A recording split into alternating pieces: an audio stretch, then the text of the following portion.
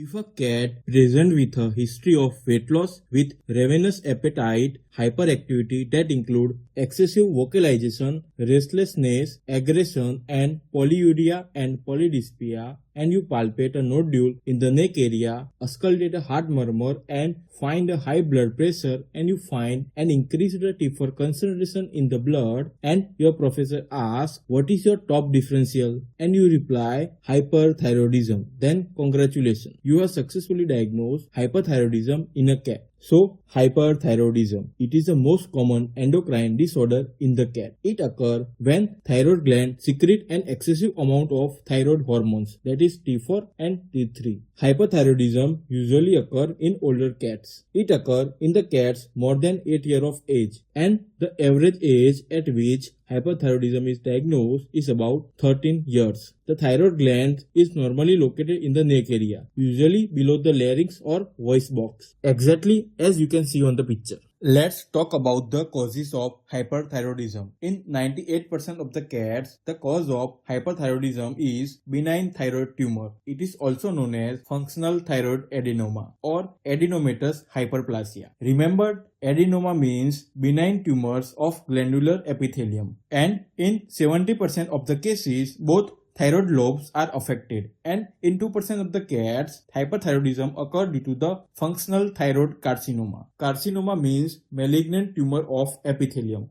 Now, let's discuss about the clinical signs of the hyperthyroidism in cats. Thyroid hormones affect many body systems. A benign tumor in a hyperthyroid cat causes an overproduction of thyroid hormones, mainly thyroxine and triiodothyronine. One of the primary functions of thyroid hormones is to regulate an animal's metabolism. Cats with too much thyroid hormone have a greatly increased metabolic rate, which leads them to lose weight despite having a ravenous appetite. So, the most common sign in hyperthyroidism is weight loss. Owner often say, my cat is losing too much weight despite eating the same amount of food or even eating more than a normal amount of food. So, this sign is called the polyphagia. Hyperthyroid cats drink and urinate more than a normal. So, we call them polydipsia and polyuria respectively. Too much thyroid hormones makes the cat's body and nervous system more active,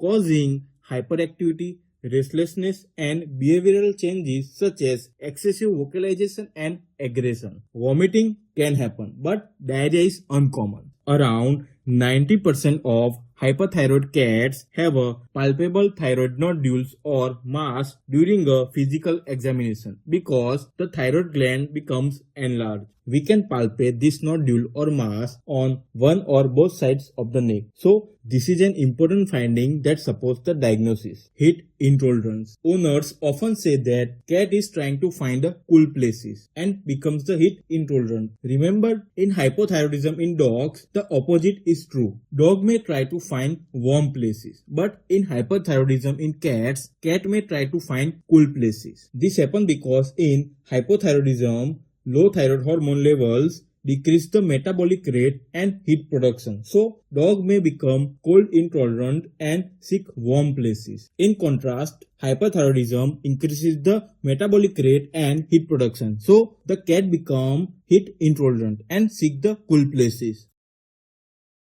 Excess thyroid hormones cause alteration in the cardiovascular hemodynamics and make the heart beats faster and pump more blood, causing tachycardia. And we may also auscultate a heart murmur. This increases the workload on the heart and can lead to the secondary concentric cardiac hypertrophy, that is, thickening of a ventricular muscle wall and producing hypertrophic cardiomyopathy-like changes. This occurs in around 50% of the hyperthyroid cats. The thickened ventricles have a less space to fill with the blood, and in severe cases, cats can develop congestive heart failure, although it is not that common and usually occur in a severe cases. So, hyperthyroidism can cause secondary cardiac hypertrophy that may resemble primary hypertrophic cardiomyopathy, or it can worsen pre-existing hypertrophic cardiomyopathy. Because primary hypertrophic cardiomyopathy is a separate disease that I will discuss it in another video. and not every hyperthyroid cat develops it. Excess thyroid hormone increases the heart rate and cardiac output and can cause systemic hypertension. This prolonged high blood pressure can damage the eyes and lead to the retinal detachment. Although approximately 10% of the cases have a hypertension at the time of diagnosis, hyperthyroidism can mask underlying chronic kidney disease. Don't be confused. I will explain how. Excess thyroid hormone increases the cardiac output and also causes vasodilation. These changes increase the blood flow to the kidneys, which increases the glomerular filtration rate or GFR. So, this increased renal blood flow and GFR can make kidney function appear normal. But actually, in chronic kidney disease, kidney function is deteriorating. That's why I said hyperthyroidism can mask underlying chronic kidney disease, in which kidney function may appear normal, but actually kidney health is not normal. After treating the hyperthyroidism, GFR decreases and previously hidden chronic kidney disease may become apparent because after treatment of hyperthyroidism, thyroid hormone levels return to the normal level. So, the increased renal blood flow and GFR also decrease. This can reveal the previously hidden chronic kidney disease. Let's discuss the diagnosis. Clinical presentation of middle-aged to older cats with clinical signs such as weight loss, despite of a normal to increased appetite, polyuria, polydipsia, hyperactivity that include restlessness, aggression with excessive vocalization, vomiting, and an enlarged thyroid gland which may feel like a lump in the neck area on physical examination, and most importantly, an elevated level of thyroid hormones in the blood, particularly total T4, also known as thyroxine. Although both T4 and T3 are thyroid hormones, total T4 is the primary test used to diagnose feline hyperthyroidism. These findings are classical hallmark of feline hyperthyroidism. Most cats with hyperthyroidism have an elevated total T4 concentration in their bloodstream. However, a small percentage of cats with hyperthyroidism may have a total T4 concentration that falls within a normal reference range. In that situation, if a cat has supporting clinical signs, free T4 measured by equilibrium dialysis method can be used as a confirmatory test. If the free T4 concentration is increased, it can confirm the diagnosis of hyperthyroidism. Hyperthyroid cats generally have high T4 and low thyroid stimulating hormone, that is TSH, because the increased thyroid hormone exerts an negative feedback on the pituitary gland and suppresses the TSH secretion. So, the total T4 test is the primary screening test for diagnosing the feline hyperthyroidism. If total T4 is normal but hyperthyroidism is still suspected, then free T4 measured by equilibrium dialysis method can be used as a confirmatory test for the diagnosis. TSH is an additional supportive test, but it could not be used alone because it is not sensitive enough for an initial diagnosis. However, free T4 cannot detect ectopic thyroid tissue. Ectopic thyroid tissue means functioning thyroid tissue located outside its normal anatomical position in the neck. For this purpose and also in challenging cases, thyroid scintigraphy can be performed. Thyroid scintigraphy, also known as a radionuclide thyroid scan using technetium 99M, can confirm the diagnosis and determine whether one or both thyroid lobes are involved, as well as we can identify ectopic thyroid tissue. Hyperthyroidism can affect both the heart and the kidneys. Hyperthyroidism can cause secondary cardiac hypertrophy that can resemble primary hypertrophic cardiomyopathy. Echocardiography can evaluate cardiac changes such as left ventricular hypertrophy and help assess suspected hypertrophic cardiomyopathy. For the kidneys, we assess creatine, blood urea nitrogen, symmetric dimethyl arginine, urine analysis, and urine specific gravity, because hyperthyroidism can increase GFR. and mask the underlying chronic kidney disease. After treatment, the decrease in the GFR may reveal the previously hidden chronic kidney disease. Hyperthyroid cats can also have increased liver enzymes such as ALT and ALP. Now, let's move toward the treatment. Treatment options include antithyroid medication, radioactive iodine therapy, iodine-restricted diet, and surgical thyroidectomy. First is the antithyroid medications. What is the antithyroid medications? Antithyroid medications act by reducing the production of thyroid hormones from the thyroid gland. These drugs do not provide a cure for the disease, but they do allow either short-term or long-term control of the hyperthyroidism. That's why antithyroid medications are considered as a non-curative treatment option for feline hyperthyroidism. The most commonly used drug is methimazole. The advantages of this medication are that the drug is readily available and relatively inexpensive. The recommended starting dose is 1.25 to 2.25 mg per cat, given orally every 12 hours or twice a day. After 2 to 4 weeks on the starting dose, the serum total T4 should be measured and T4 concentration should be maintained in low to mid reference range. If T4 concentration is elevated, the dose should be adjusted accordingly to achieve a T4 concentration in the low to mid reference range. So, continued monitoring of total T4 concentration should be done every 2 to 4 weeks after a dose change or until the cat is adequately stabilized. Then after initial stabilization, total T4 should generally be monitored every 3 months. Then after every 6 months. So, if the methimazole is used as the sole treatment, it generally needs to be given lifelong. That means daily for the rest of the cat's life. The most common side effect of methimazole is gastrointestinal upset, such as vomiting and decreased appetite.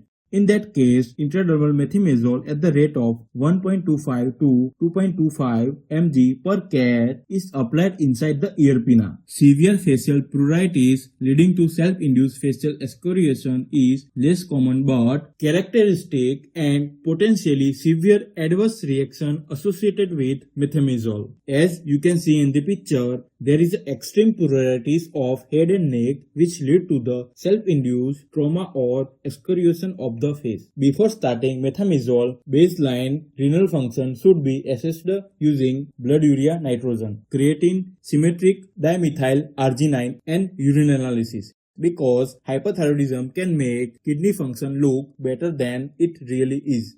Once methimazole controls the hyperthyroidism, GFR may fall and underlying chronic kidney disease may become apparent.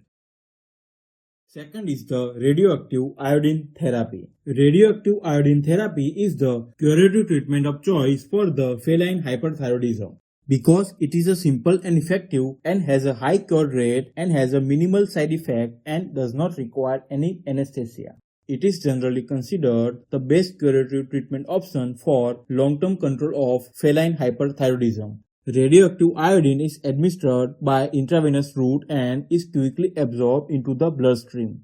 It is then concentrated within the thyroid gland, where it selectively destroys the abnormal, hyperfunctioning thyroid tissue without damaging the surrounding tissues. Most cats respond well to the radioactive iodine therapy. It is curative in more than 95% of the cases.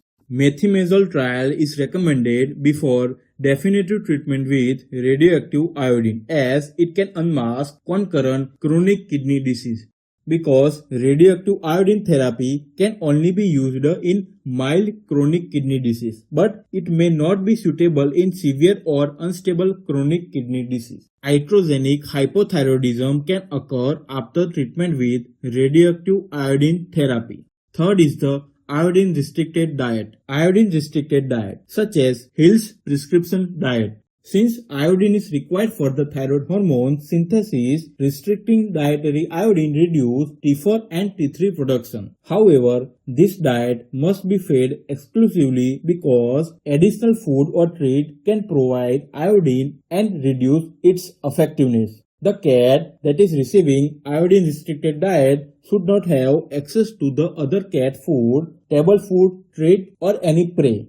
This type of diet is used when a hyperthyroid cat cannot undergo radioactive iodine therapy or thyroidectomy and either cannot be medicated daily or does not tolerate methimazole. If this diet is used as a sole treatment, it generally needs to be fed for the rest of the cat's life. Fourth is the surgical thyroidectomy. Thyroidectomy is the surgical removal of abnormal thyroid tissue. Thyroidectomy is a potentially curative surgical treatment option. Antithyroid medication, for example, methimazole, is usually given for several weeks before surgery to medically stabilize the cat and improve its metabolic and cardiac status before induction of anesthesia. If one thyroid gland is affected, unilateral thyroidectomy can be performed, but the remaining thyroid gland may later become hyperplastic and cause the recurrent hyperthyroidism. If both thyroid glands are affected, bilateral thyroidectomy is performed. Bilateral thyroidectomy carries a risk of parathyroid gland damage, leading to hypoparathyroidism and hypocalcemia. Hypothyroidism can also occur after removal of both thyroid glands. Therefore, serum calcium and thyroid function should be monitored after bilateral thyroidectomy.